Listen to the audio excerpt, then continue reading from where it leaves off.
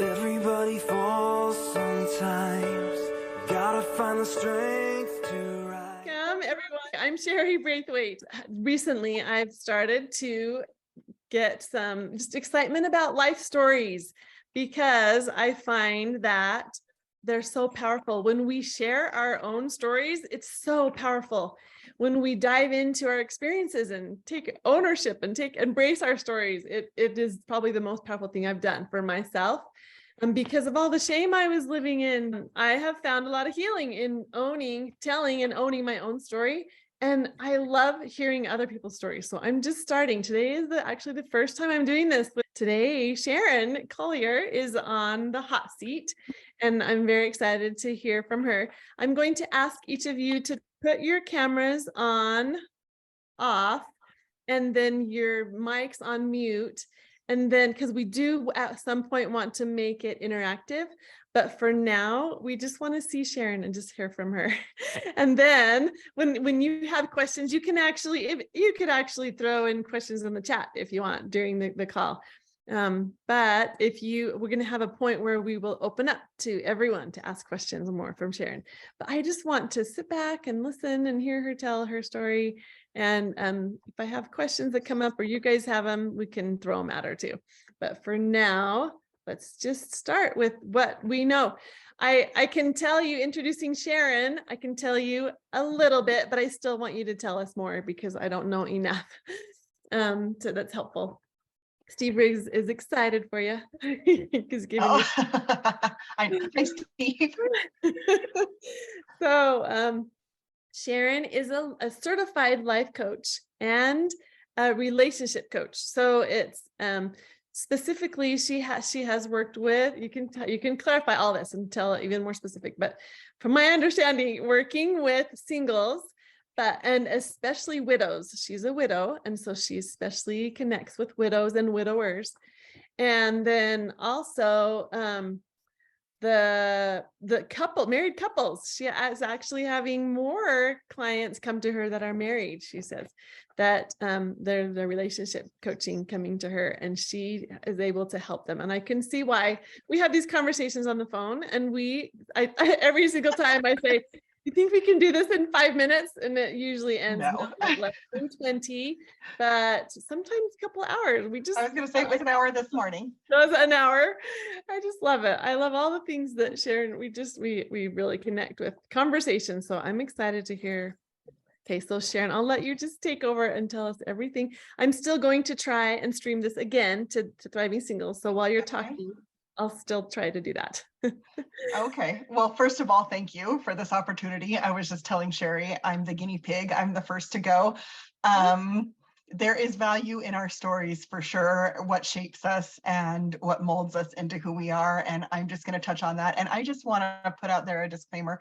I have had a lot of happy moments in my life, and my life story is kind of sad. And I don't want anybody to think that I'm a sad person, because I'm not going to talk a lot about all the great, grand, wonderful things that have happened, but I'll talk about coaching at the end and how that came about. But as far as my life story goes, I want to start at the beginning. So I hope that's okay. Yes, absolutely. The baby that was born right before me died. My mom had her fifth boy, and he passed away shortly after birth. So I was the rainbow baby, I guess they're called now, which normally is overindulged a lot of times. It's like, oh, she's the rainbow baby, right? This was not the case. My mother, I'm going to say, suffered from mental illness before this happened, but I think that really put her over the edge, losing this baby, because I was born into well, I don't know what it was like before I was like 3, before my earliest memories, but the house that I remember growing up was my mother having an explosive temper, crying fits. I lived in a hoarder house. She started hoarding. We had fleas because she hoarded pets. So my earliest memories were of just kind of craziness. And it's interesting how this makes you kind of, how these behaviors kind of rub off. Well, As a child, I'm trying to think of like where I want to go with this. We were often, I'm going to say, we were often beaten with wire hangers on our bare rear ends. This is how discipline happened, even when I was, I mean, my earliest memories. And you know, you'd think I was the first girl after 5 boys, little dresses, and no, I was dressed in a lot of times dirty clothes, my brother's hand-me-downs. You know, mom was just not functional, but we'd get beaten a lot. This was her way of coping with anything she didn't like. And my brothers would laugh about it. And so instead of having emotions about being beaten, which I knew was wrong, it was something we laughed about because my brothers would laugh about it. They were the tough men, and I didn't make that distinction. I was just part of this family that this was happening to. So I was this little wild child that beat everybody up. I was this little raggedy little girl that instead of expressing myself, would just reach out and scratch and bite and pull hair and kick and hit. And can't you just see that now? Aren't you just looking at me like right now, just seeing this? Anyways, but I do have to back up a little bit because my mom and dad were different. I believe my dad was on the spectrum. He was just kind of a goofy guy. He was a chiropractor. He was big time into health. If you talk to him about anything, he could turn the subject back into health and vitamins and nutrition and things like that. But luckily, when I was a little girl and he totally went about it the wrong way, my dad taught me and my sister how to pray. I did have one little sister. She was born 2 years after me. So there were 2 girls and 4 boys. My dad loved Heavenly Father. He, from the littlest memories I have, I remember kneeling by my bed with my sister and my dad teaching us how to pray. And this was so important to my dad that we knew we were talking to Heavenly Father and that we knew who Heavenly Father was. But he would get really mad at us if we were giggly girls or anything. And a lot of times he'd bop us on the head if we were misbehaving during prayer time. And he would tell us how important. He'd get kind of like stern and mad. And he's like, no, you're talking to Heavenly Father. So to stay reverent, because I was kind of like the oldest child, again, being the first girl, I was kind of a pleaser. Oh, yeah. To stay reverent, I would visualize Heavenly Father over my left shoulder. And Heavenly Father was standing there listening to my prayers every night in his white robe and in all his glory. And it became such a habit that I literally, when I would kneel down, it was like Heavenly Father was walking in the room to hear me pray. And I have to tell you, this got me through my life, having Heavenly Father over my left shoulder. So here's all this dysfunction. So my dad has a heart attack when I'm 6 years old, his first heart attack. And we had health problems with my dad like my entire life. So my dad has a heart attack, and all of a sudden, the 3 youngest children, the youngest boy and me and my sister, were removed from our home and placed with relatives. And to this day, well, my mom has passed away a couple years ago, but she would never tell us why this happened. So I was placed with relatives, and I have vivid memories of kneeling by this bed because I didn't really have a place at their house. I slept on the sofa bed. My closet was the coat closet where my clothes hung. And then I had this little box, this little shoe box full of any little toy I got, or maybe my dad would come visit and he'd bring me gum. Gum was my thing. And I'd keep my gum and I'd eat a half a piece at a time, in my little box in the bottom of this closet. But honestly, this was really a time of stability for me because even though I was on the sofa sleeper, they had a very stable family. They had they had consistent family time. They had consistent family prayers. They had consistent meals. This is nothing that I knew as a child. And so this was actually a good thing, although it was confusing to me. And I was, kind of sad and lonely because everything I knew was at my home in Thousand Oaks in California. And here I was in Alhambra California, with my aunt and my uncle.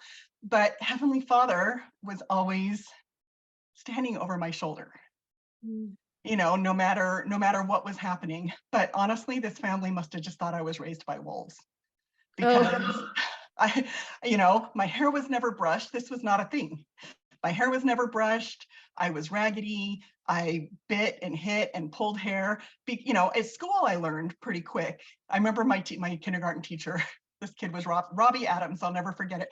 He was kicking the kids one day, and she tied his feet together with jump ropes. Back in the day when teachers could do that. And so I learned not to do that at school, but this was in a home situation, and I was this little wild animal. And I remember my aunt very specifically taking me for a walk, and she was holding my hand, and I can see the houses around and everything, because she's like, Sharon, most people just talk about their feelings. Like, if you're mad, just tell us you're mad. It's like, you don't have to hit and scratch and bite. You don't have to hurt my family, pretty much is what she was telling me. It's like, most children are not wild animals. Most children like talk about their feelings and say that makes me mad. And she's telling me this. And it's like that teacher on Charlie Brown. I was like, wah, wah, wah, wah, wah, wah, wah. I wasn't getting it. This is nothing that computed, because of the way my mom had behaved and the way my brothers reacted. This was just normal life. Until later, when it was like, oh, Sharon, most people talk. Most people don't hit, It's like it took several years for that, but it's still a very vivid memory for me, because it was important. Like, it was important for me to know.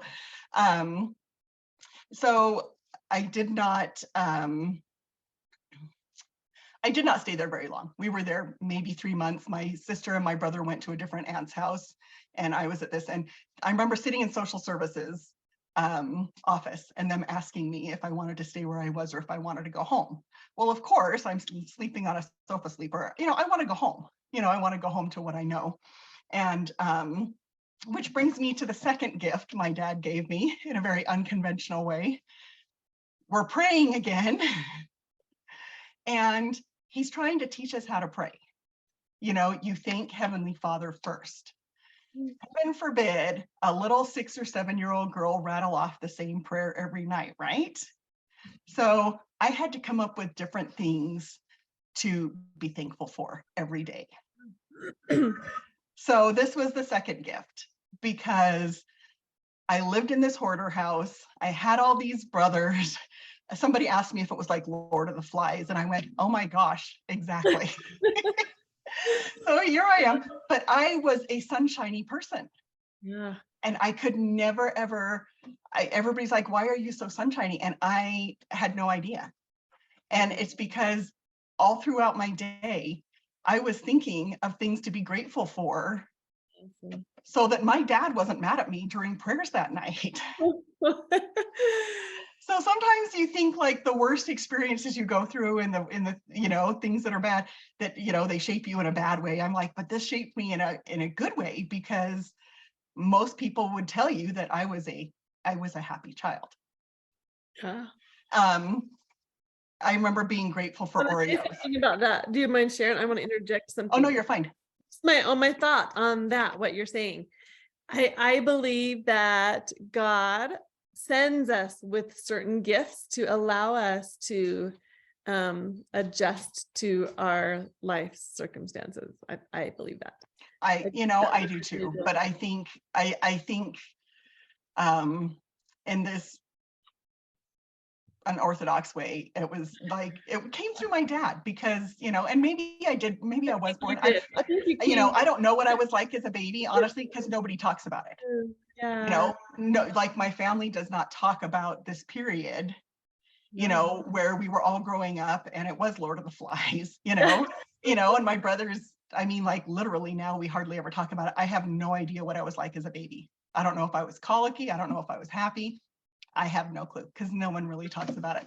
But, I've had several experiences over the years, and you think that they're bad experiences, and then you realize they were really good and helpful. I was telling Sheri earlier this morning, my brother told me I was ugly. most of my life. Yeah. The brother just older than me, he was 4 years older than me, and he would say, shut up, ugly, Mm. or, you can't do that because you're too ugly. He would tell me constantly, I was too ugly for this, or I was too ugly for that, or I wanted to try out for the school play, but you're too ugly. And nobody ever told me that I wasn't ugly. Mm. It wasn't like my parents were like, don't you listen to Carl because you are not an ugly child. Nobody ever said that. And so I became the funny kid. I became the athletic kid. I was never, I'll say I was always the first girl picked for sports because I was the athletic kid. I was the smart kid. I, developed, even with ADHD, I developed my own learning process, and I was the smart kid, and I really liked learning. Even though maybe my grades didn't show it, I wasn't the homework kid, but I was the smart kid. Brilliant. But that shaped me into, being able to learn better in the future. And I love learning. I'm always learning. I went and got my second certification because it's like I am always learning. And it was actually a gift, and somebody told me in high school I should get into modeling. And I was like, but I'm ugly. Like I could never do that, It's like, but thanks. So I'm gonna call myself a late bloomer. Because even in my school pictures, I was kind of I never knew how to smile. I never knew how to connect with the camera. I was very much shamed because I thought I was so hideously ugly, And so at this point in my life, it's been helpful. Yeah. And just so everybody knows, I know I'm not ugly. Yes. It's all good. And then I was bullied in junior high school by this girl that was she was in my ward. Her family, her older sister and her mom were models. Her mom was in the Sears catalog, woo. And I was just bullied constantly. And I had an English class with her, and I hated my English class because my last name was Olson and she was Pinkerton. So she sat right by me and she wasn't nice. And then the other girls weren't nice because they were pretty much afraid of her. And so I was just bullied constantly. Well, high school comes around, and my sophomore year, her family up and moves. And I'm like, why did the Pinkertons move? Her dad went to jail for child molestation. Oh. And honestly, my heart just bled for her. And that really taught me empathy. And, it really taught me some really good things, because my heart, instead of being like, well, she deserved whatever, my heart felt for her. Yeah. Even though I've never been molested, but I'm going to say physically abused. Anyway, so it's just interesting how these things kind of shape you. Ah. And then, my dad, I was mostly raised by my dad, which was a good thing. My mom worked from 3 to 11, but my dad was Mr. You can do anything you want. Sharon, the world is yours, as long as it's music or academic or something that I really approve of. And so it was like I was put in the box. Oh. This is the box that I got to live in. And for years, I never really understood why I loved getting out of the house so much, because of course everybody'd be like, well, you got away from your mom, but mom was hardly ever home. I was mostly raised by my dad, but it was because I was out of the box. I could be whoever I wanted to be. I could be who I was supposed to be. And the entire time, I'm just going to say, the entire time I'm growing up in this house, in this hoarder house, and getting bitten by fleas and sleeping with fleas and everything else, I knew that Heavenly Father had a better plan for me, that this was not who I was going to end up being. And so, and that's got to be innate. It's got to be something that came from God. yes. Because where else would you get that from? That belief that there's something better than where I am right now, than what is. For sure, because I always felt that way. I always felt like I'm going to get out of here. I'm going to do what I want. I'm going to be who I want. And I mean, honestly, it took me a while. So I loved high school. I got out and I tried out for the school play, and I played Woodstock in the play Snoopy. I had real friends. I didn't have fake friends. I didn't have bullies for friends. I made real friends. They weren't all in the church, but they were all really good people.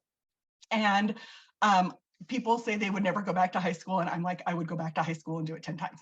I loved high school. I was out of the house. I was out of this box. And then I graduated. I'm trying to make sure that I haven't missed anything here. I graduated high school, and the entire ward I was in was trying to get me away from my parents and my house. So I moved to Utah, and I moved in with my brother and his wife, who were having like their third child in 3 years. And that's where I met my husband. I met my husband in this ward. And, you know, when people talk about getting rid of their baggage, a lot of times people aren't receptive to that. But when we don't get rid of our baggage, we repeat patterns. Yeah. So my husband was very good to me when we were dating. Super nice, super thoughtful, gifts, chocolates, flowers, fun dates, he was very romantic. But I recognized something in him because he suffered from mental illness. So the mentally ill mom turned into the mentally ill husband. Wow. Yeah. And I was back in another box. There were absolutely things that I could and I could not do. And I was okay with it.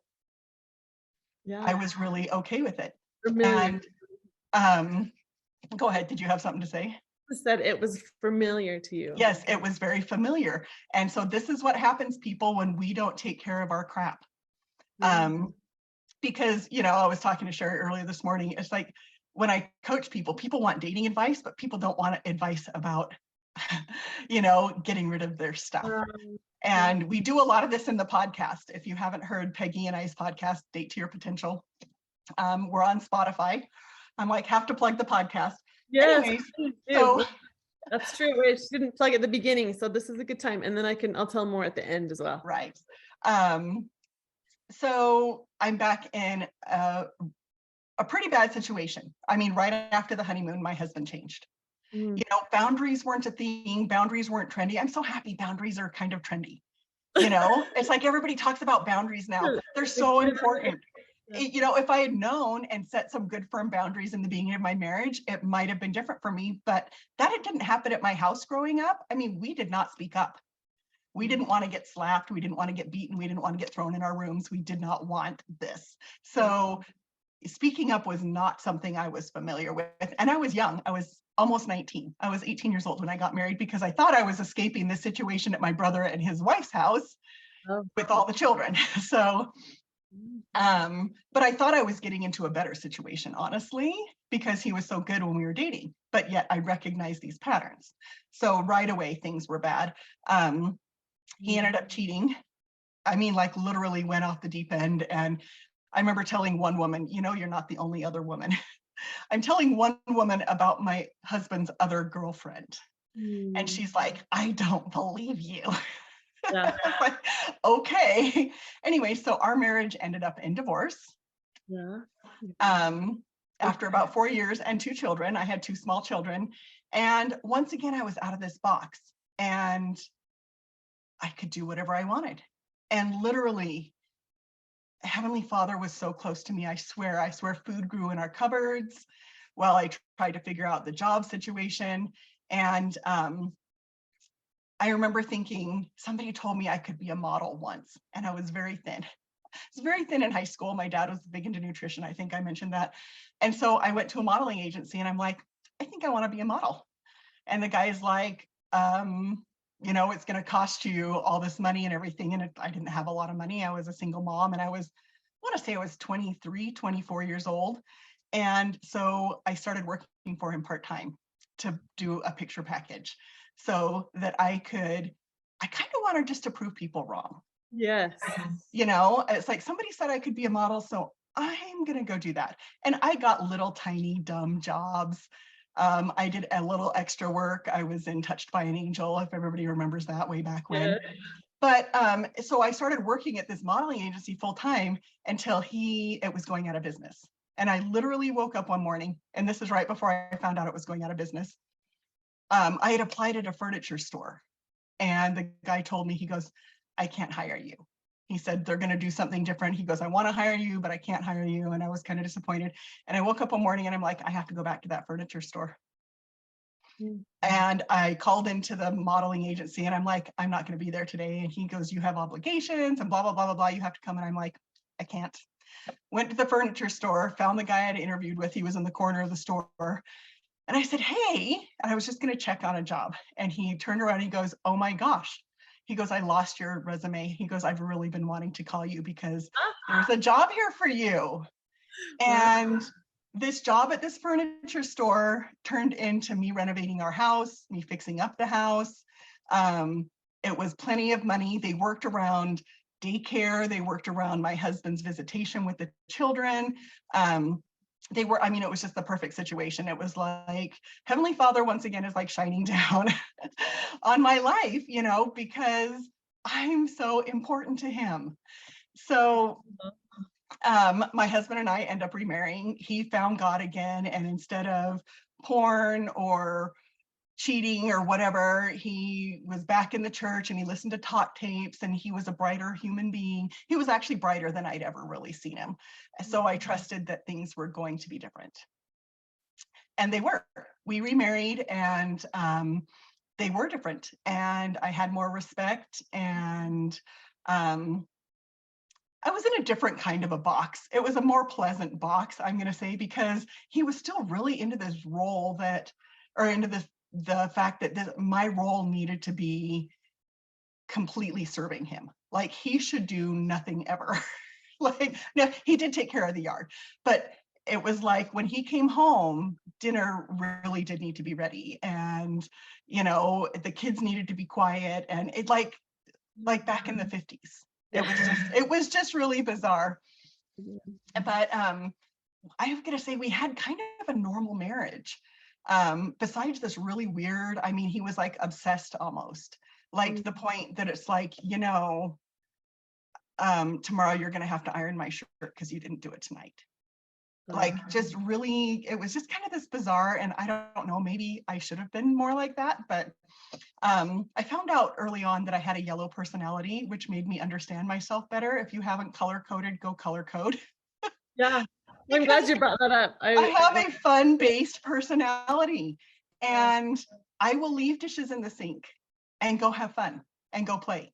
And I've always had a lot of friends because I've always been a little bit perky and and happy, you know. So anyway, his mother got sick with cancer, and she was given 18 months to live, and she lived 4 months. And honestly, I've never seen an uglier disease take a person, take on a really alive person. I really loved my mother-in-law, and my husband's mental health like tanked. Oh yeah. I mean, tanked, and we were right back to, I'm not good enough. I don't make him happy. I'm not doing enough around the house. I'm not doing enough with the kids. And we were right back into super bad situations. And I don't know if a lot of people on here know this, but a lot of people do. He ended his life in suicide. We were married 18 years from the first sealing. We were married 11 years, I think, the second. And I'm alone again. And lost. Like, grief is heavy. And we were separated at the time because of the mental illness and everything, but grief is hard. And you know, I talk a lot to widows about the widow's fog, because it's like, this is not a good time to make any kind of decisions. Even though I bought a huge house, I shouldn't have. I mean, like, I did a whole bunch of stuff I shouldn't have done. But I felt like I really needed to get married again, because that was kind of my normal. And honestly, I think I was looking for a new box. You know, if my patterns are consistent, but because of all the abuse, because of the things that were happening in the marriage before he died, I put myself out in the dating pool and made every possible mistake I could. You know, this is why I teach what I teach, because I went out there and I stayed too long in bad relationships. I put up with garbage. I put up with, you know, men just being mean to me, any abuse I could possibly take. I mean, it was pretty bad. And one day I woke up and went, probably should figure out why. Why am I doing this? And so that's when I started researching love and attraction. A lot of people have heard this part of my story. If you've listened to the podcast at all, I tell my story. I started researching love and attraction and started figuring out, oh, the first thing I figured out was the most attractive thing you can have is confidence and happiness, which I think I had lost both. And you know, I started learning about boundaries, and you know, my self-esteem was in the tank. I'd made bad decisions about myself based on my husband's behavior, even though I thought I was good. I thought I was good. I fought it, and I fought him. And I tell him that's not true. And it's not my job to make you happy. But all this abusive things that, you know, that were happening, very similar to my childhood and my mother, was making me make really bad decisions about myself, and it was reflective in the dating. So I had a whole lot of work to do, and I knew it.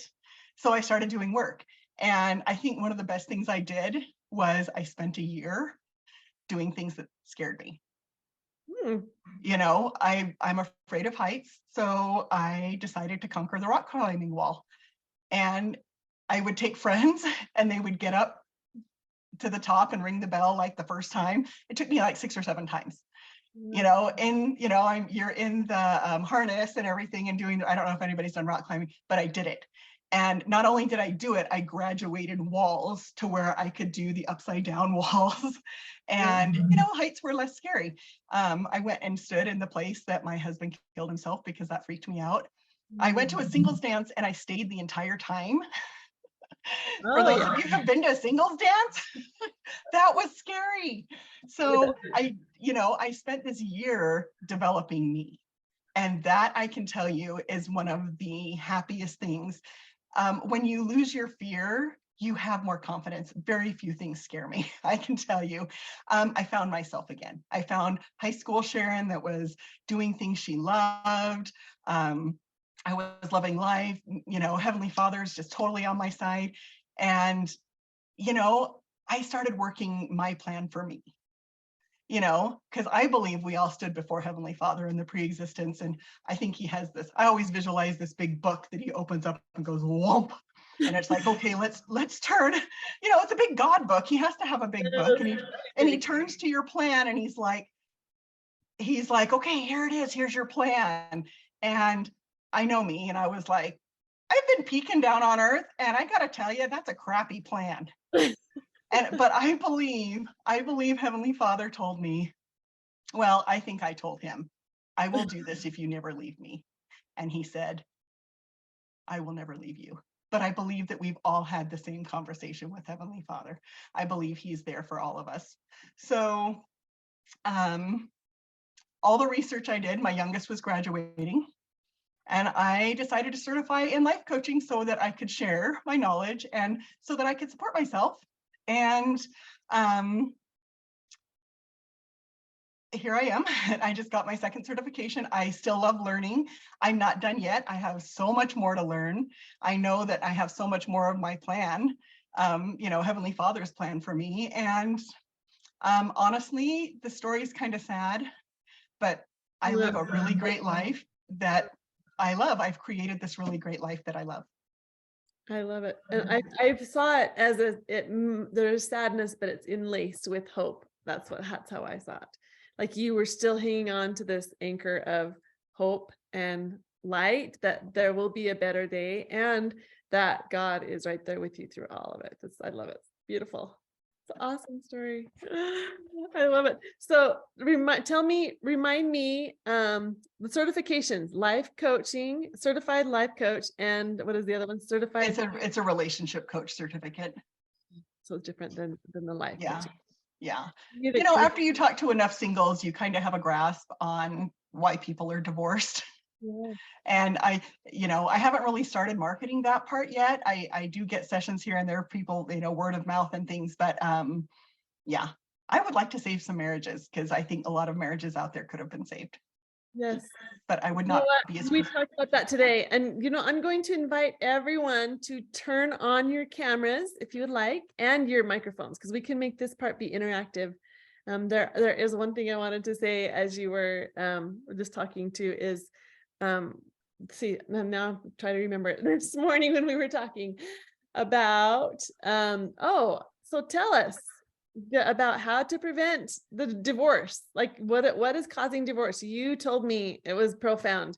What you think it is, like what do all of these couples have in common? Okay, so besides cheating and like real abuse, there is this common thing of unspoken expectations that nobody speaks their expectations. So they have all these resentments start building up. And so a lot of times it blows. Well, I just thought that you would do this, or I just thought you would do that. I just thought that, once we had a baby, you would get a better job and we wouldn't be starving. I just thought that, and I've heard that a lot in coaching. Well, I just thought that he would step up and do this, or I just thought that after we were married, he'd cherish me more, or, just little things like that. And so the unspoken expectations has been a huge common denominator, because I will ask, did you ever tell him that? Did you ever tell her that? And they'll say no.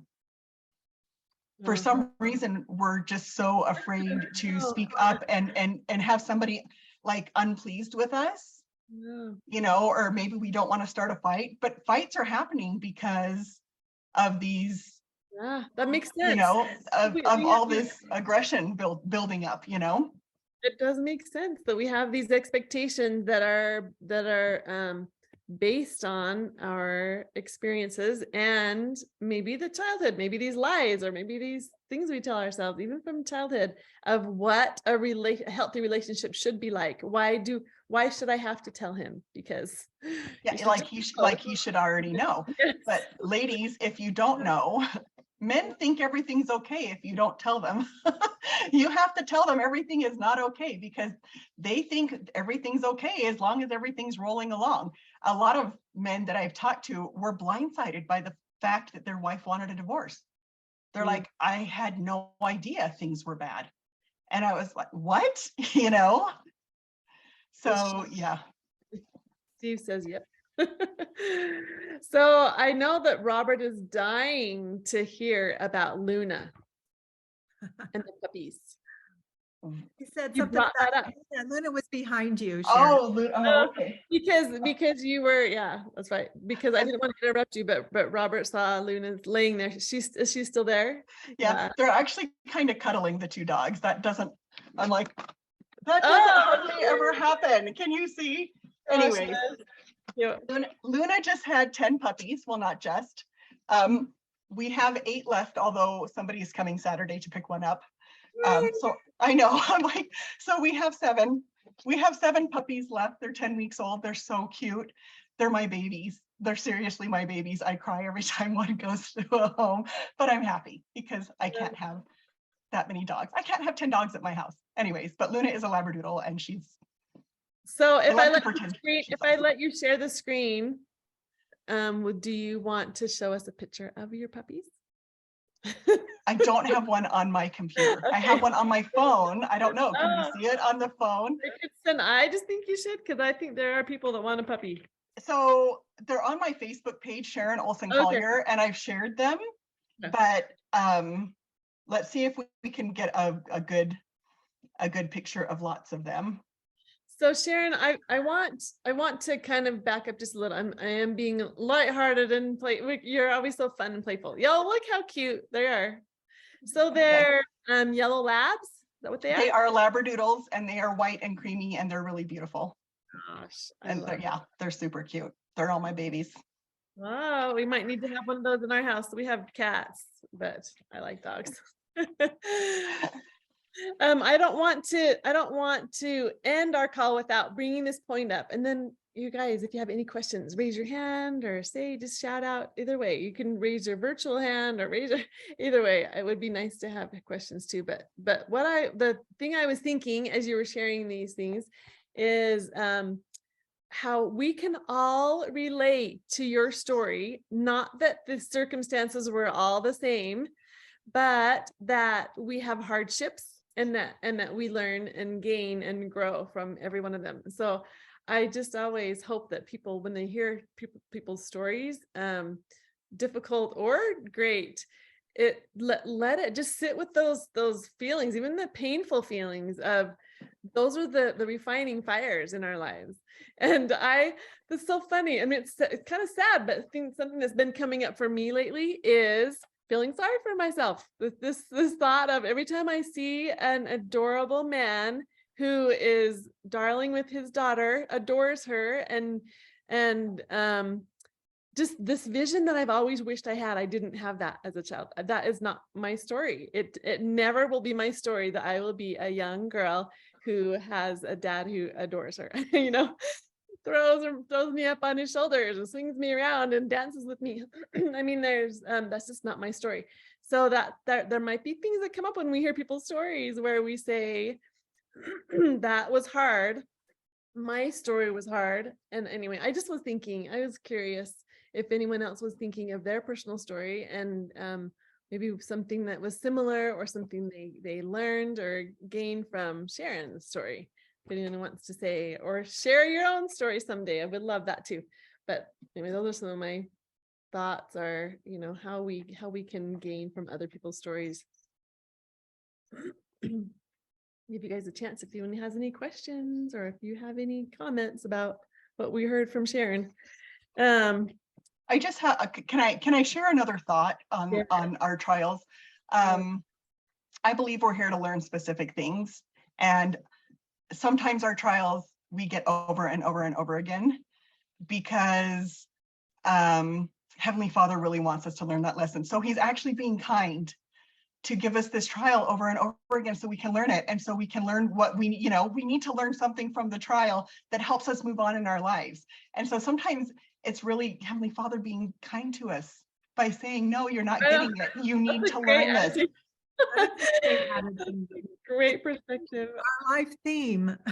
Love this. He's doing it because he loves us. That's funny. I know. I thought of I don't really like to spend time feeling sorry for myself, but that was another epiphany that I had. Like, oh, I've already been in this place being single. I was single until I was 33 years old. I thought I learned everything I needed to learn. And now I'm back there again. I never thought that I would be here again. And this feeling of this is a place that I may be in forever, but it's not truth. It's just that feeling of, well, here I am again. So I'm going to read some of these comments. Okay, Daniela just asked about the podcast. It's Date to Your Potential, and it's on Spotify. There we go. Oh, yeah. Yeah, Date to Your Potential. Actually, it's called the Date to Your Potential podcast. Okay. Because when I set it up on Podbean, it just kind of set that up for me. So if you just do Date to Your Potential, sometimes it won't come up. But if you do the Date to Your Potential podcast, it comes up. Yeah.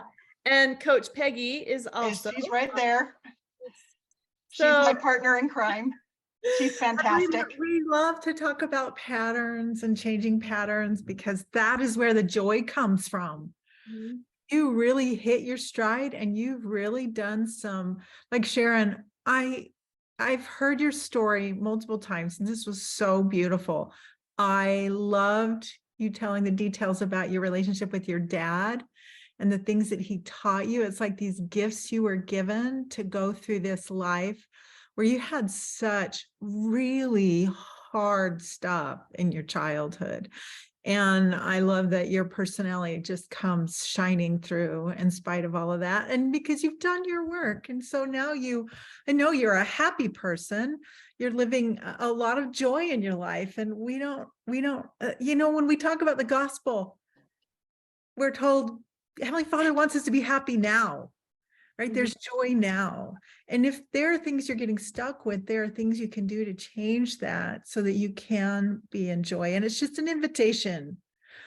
So yeah, we talk about this quite a bit on the podcast. So anyway, I loved hearing your story today, even though I know you so well.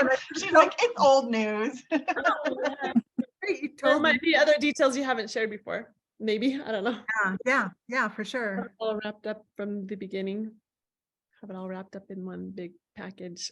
Yeah. So let me ask you this, Sharon. When I'll just tell you, for me, that it actually is really new for me to start owning my story.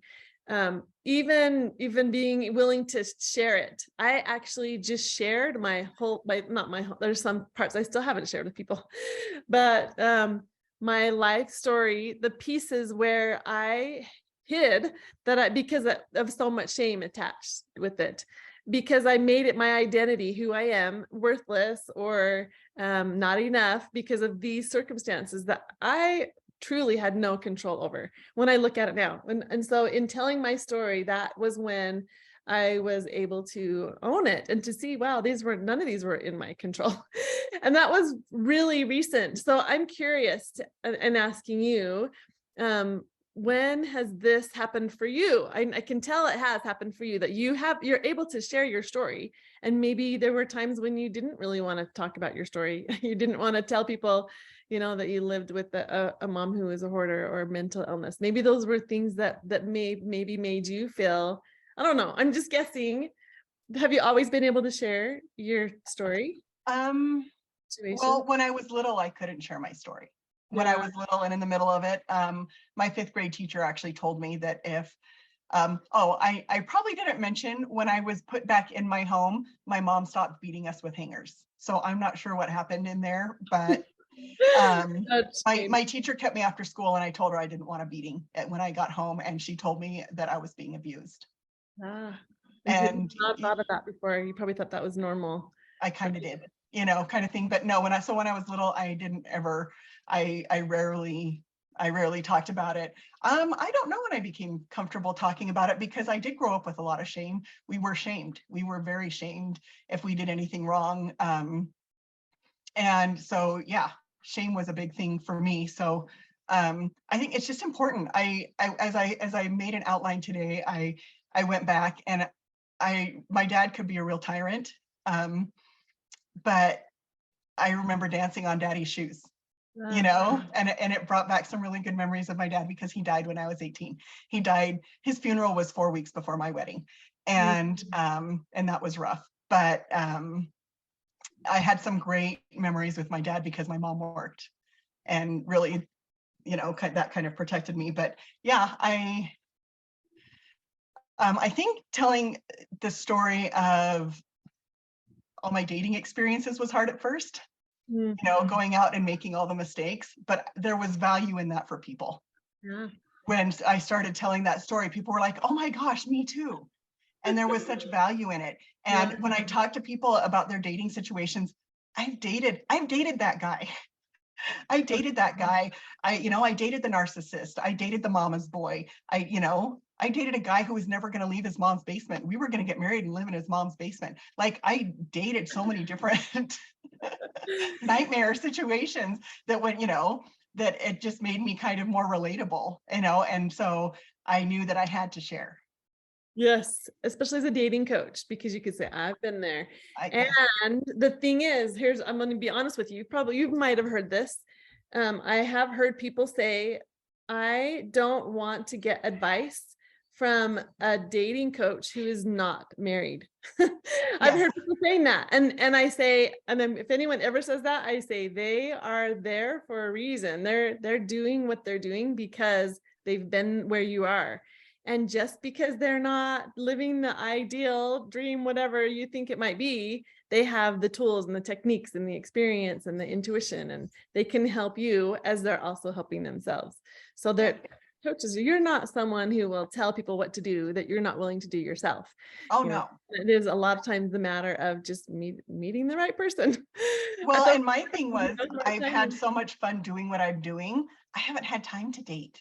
I haven't had a big desire to do that, because I've just been loving what I've been doing so far. And I love all these speaking things. If anybody's been on the 31 plus page, the LDS Singles 31 plus, I did classes every other week for over a year. Which helped me learn more too, but I was loving it. I haven't had time. And so when people are like, well, who are you dating? I'm like, I am dating my job. Yes. I'm dating Peggy. I spend more time with Peggy than anybody. You guys do your podcast every Monday, right? Is that what you said? Yeah. Okay. So I will actually, I don't know where all of you are coming from. I was thinking I could put it in my Thriving Singles community, how to connect with you, but maybe there are people that are here who are not in that group. let's see, I think most of you are. Dee, I don't know, Dee and Daniela, are you guys in Thriving Singles Community Group? I can just post it in there. And lovingagaincoach.com is my website. We have datetoyourpotential.com, which is oh yeah, thank you. Yes, date to your potential. Which is Peggy, me and Peggy's, and you can work with us. We have a discount package on there to get 3 sessions with her and 3 sessions with me at a discount. So we always forget to tell people that in the podcast, and we're like, people should be taking advantage while that's up. It's going to go away one day and people will be sad. Yes, they will. So we've had 2 people joining us. And we're just opening for questions. So if you want to turn on your cameras, you're welcome. This is the open up to question piece. If you have any fun getting to know your questions, we could throw Sharon off a little. Any questions that you have? I have a lot of fun ones, but I want you guys to have a chance to if you want to ask anything. Sheri, would it be possible?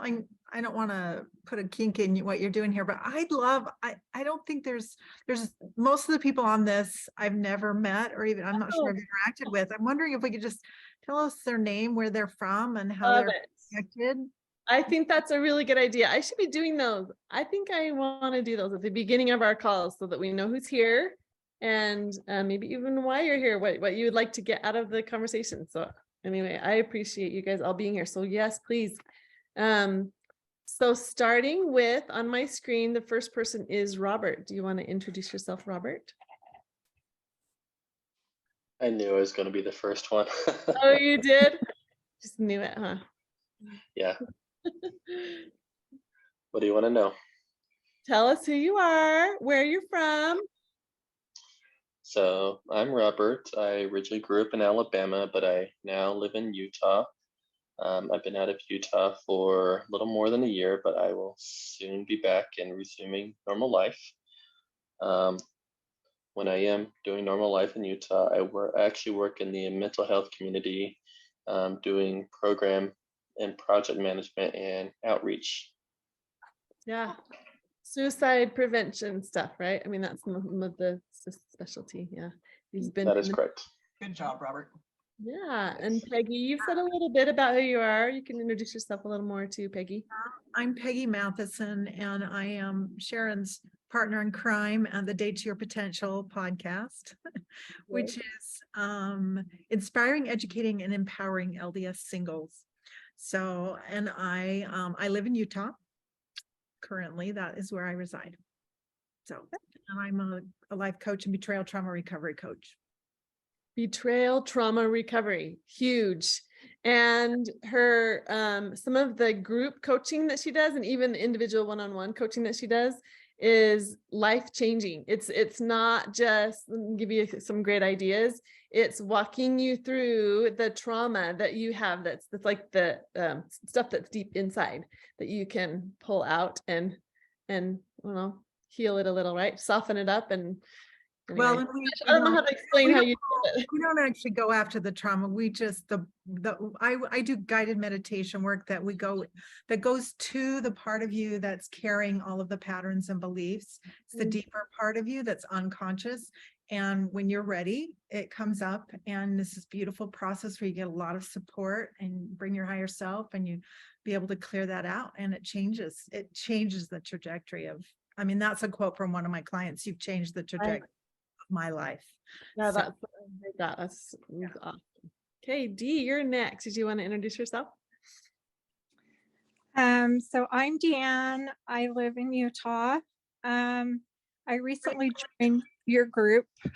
So I saw this in your group and in a couple of other groups. I thought it would be really good. I will say that my story mirrors a lot of her story that she shared. So this was really powerful for me tonight, because I have had to learn myself, how to move beyond that and to be positive and things like that. So this has been really super powerful for me tonight, and I am really glad I'm here.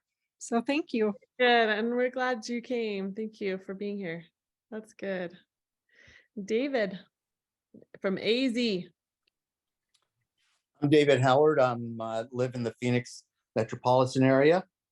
By profession, I do accounting and financial management in the healthcare field. So. Very good. Awesome. Welcome. Hey, Steve, did you want to introduce yourself? You're gonna have to show your face, Well, he says, my name is Steve Rigg. I'll read it for him. I live in Orem. I'm a huge fanboy of Sharon and Peggy. I would show you my painted face in their honor tonight, but I don't have a camera or microphone on the computer. Hello, David. I am a Phoenix native. That's from Steve. Okay, we'll forgive you this time. Next time, you have to show us your beautiful face. By the way, this is a kind of a cool thing. I interviewed Steve for one of our podcasts. It's probably our most popular podcast. It is one of the most. Very good. Okay. The Man Code. Yes, he talks about the man code. And it was fabulous. Steve, you were fabulous. Got it figured out. So it's helpful for the man code. Is that helpful for the women? Is that helpful tips for the women? Because it's the man code. It's like understanding men. For women in there, but I think it's largely for men. But I think there's a lot of women that would go yes. Yes. Absolutely. Very good. I love it. That's good. Okay, Daniela Thompson, do you want to introduce yourself? Hi, you don't get to see me. I got a terrible cold. I didn't know I was that's gonna okay. talk, but I'm a little congested. That's okay. I didn't mean to make people feel on the spot. That's okay. I'm originally from Mexico. I've lived in Utah for half of my life, more than half of my life now. So over 20 years. And I don't know. I was just curious to learn more about this. I actually think I went to a class that Sharon taught because she looked familiar. I went to a widows conference and she was there. So yeah, was that recent? Yeah, I was just last month. So in Logan. Okay, I'm like, did you have the rowdy class or the rowdier class? I don't know, but I was standing on the corner because that room was full. Oh yeah. So Sharon gets rowdy. Anyway, I'm just like learning. So good. Welcome. Glad you're here. So Danielle, you're a widow, fairly new to being a widow. Is that right? It's gonna be 2 years on Saturday. Yeah. Oh, okay. Those anniversaries are hard. Mine is this month. It'll be 16 years. Oh wow. Yeah, but thank you for coming today. I have a question for both of you. And I don't want to make anyone feel bad who has ever done this, but I guarantee there are things that people say to you that makes you feel worse when your spouse dies. Can you tell us what is something we should or should not say to new widows? Something that can be comforting. What is a way that we can share empathy instead of, I don't know. Well, at least you not like, I don't know. So people always are like, oh, they're in a better place. I'm like, don't say that. They're not here. They're not here. It's like, that's not a better place if they're not here. Especially when it's like really fresh. When it's really fresh, it's like, yeah, now I know. My husband is learning and growing on the other side. That's great. It took me a long time to get there. But when people are like, oh, they're not in pain anymore, they're better off. No. Like, you're not going to comfort me. There's nothing that anyone will say that will give you comfort. Just say you're sorry. I am so sorry. Don't you agree, Daniela? I totally agree. There's nothing you can say, especially if you've never been in the situation, there's nothing you can really say to comfort the person, really. No. All you can do is say, I'm sorry, and, say, I'm here for you, or yeah. I don't know, which some people really say that, but then they're not are never around. But I think no one can really have comforting words for us. Right. So people try to relate, and I laugh at this now. But at the time I'm like, what? oh, people say, oh, my nephew's wife's uncle just passed away, and man, it messed up the family. Like, that's relating to my husband's suicide, and so I laugh at that now, but at the time I'm like, what? Yeah.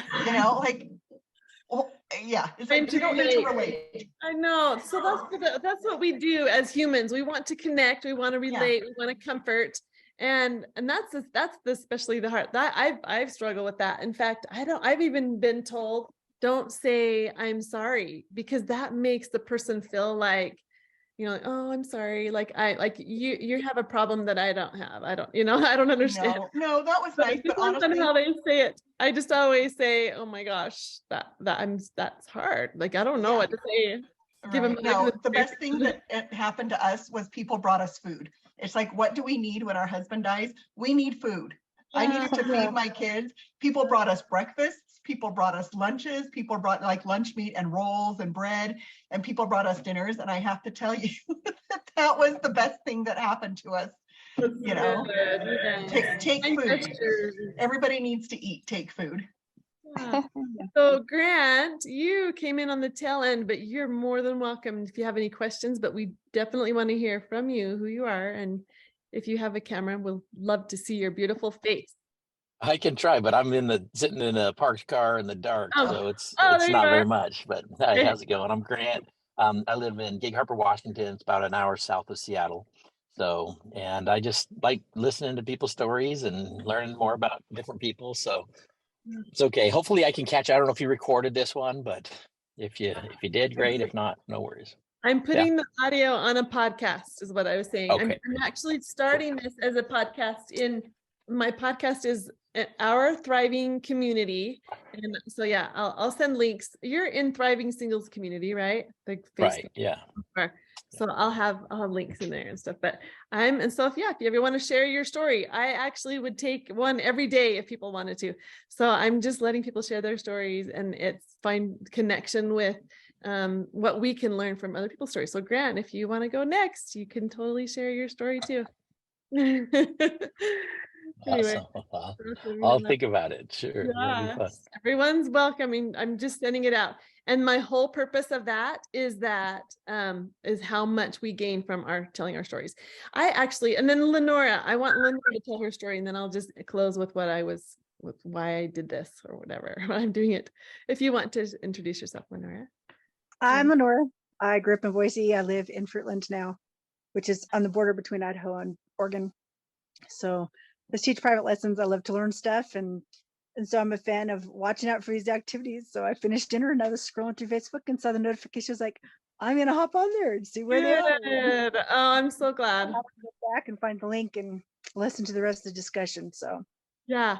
So I was unable to stream it to the Thriving Singles Community, but I will provide the link for the audio podcast when I get that uploaded. So anyway, so I'll just tell you shortly, just before I end.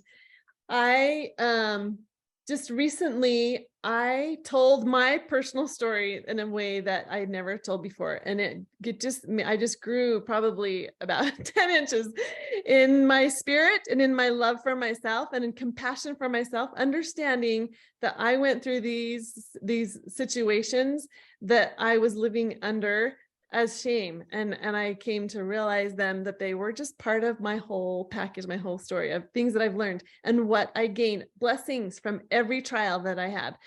And then I had my stepfather is someone that not a lot of people in my family understand, and not even himself. Like, it's been a challenge with him too, but similar to your parents' situation, where I wanted to get to know him. And so I asked him questions. I came up with about 30 questions, and it is, actually, here comes Sheri.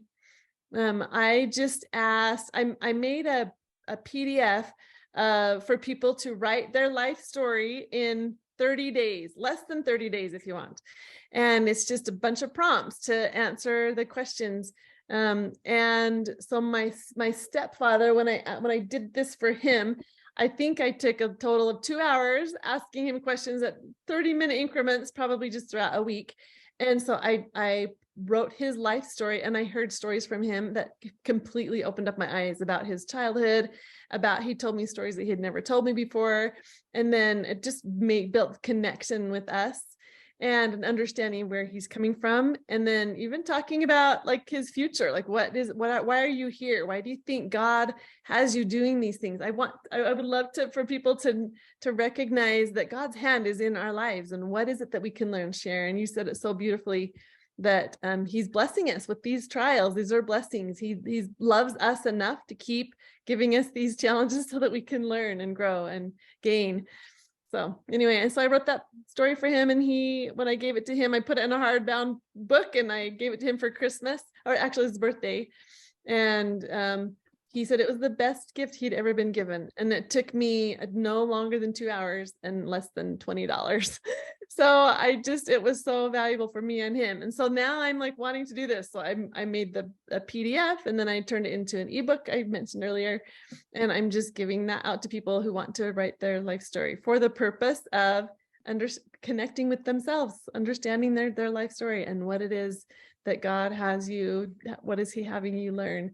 Sheri she actually sent me a testimonial. She did the PDF, and she told me her story of how it helped her. And that was awesome that Sheri did the PDF. That was funny, the good timing. You jumped right in when I was talking about that.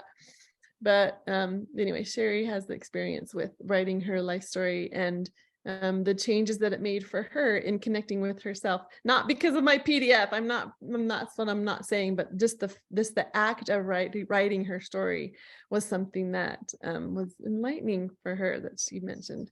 So Sheri, if you want to introduce yourself, we would love it, because we've let everybody else introduce themselves, where they're from, and say, and if you have any questions for Sharon, I can give you the copy of this interview that we've had, the story that Sharon shared, but we're almost at a close. So if you want to introduce yourself, we would love to hear from you. Hi, thanks, Cher. Can you hear me? Yes. This is Sheri Bishop, and I usually tune in beginning and sometimes I can't catch it all. Busy life, and I'm here with my friend Craig. Craig, say hi. Hello. Hi, and thank you. And I was going to tell you, Sheri, it really was your prompts. So do not discredit the amount that helped, because that was the only way I was able to get that done. So thank you for that. It was awesome. Yeah, very good. Thank you. So Sheri, where do you live right now? That is a good question. I just moved to the Springville area. Okay. Oh, that's right. That's right. I remember you saying that. That's right. So Steve is noticing Sheri, Sharon, and Sheri. Lots of Sharons. Anyway, thanks you guys for joining. And like I'll just say it one more time. We'll keep doing these podcasts and interviews and getting to know people and your stories. But even if you don't get on something like this to share it with a community of people, I would encourage you to just write your story down. And if you ever feel comfortable sharing it, I guarantee you will be able to touch someone. Your story is your message, is what I believe. And that really makes you who you are. So thanks you guys for joining. And if you have any other questions for Sharon, she's Sharon Olson Colyar. If you're not connected with her on Facebook, I know she'd love it. Message her, or I'm Sheri Loveless Braithwaite, or Thriving Singles Community is how we're doing these podcasts. So anyway, thanks you guys for joining. Thank you, everyone. Thanks so much. Thank you. Bye. Ooh, yes, I'm